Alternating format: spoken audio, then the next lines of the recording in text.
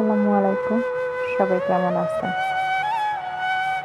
আমরা যারা গ্রামে বসবাস করি আমরাই বুঝি গ্রামে থাকার যে কত শান্তি।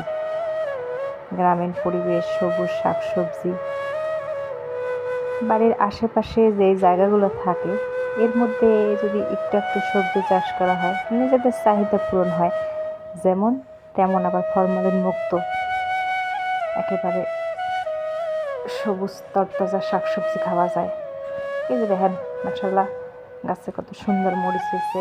এই যে ভুট্টাগুলা নতুন লাগাইছে এবার, এগুলা লাল, আসলে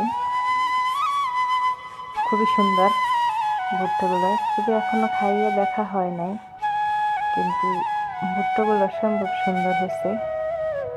তারপরে এই যে ভিতরে একদম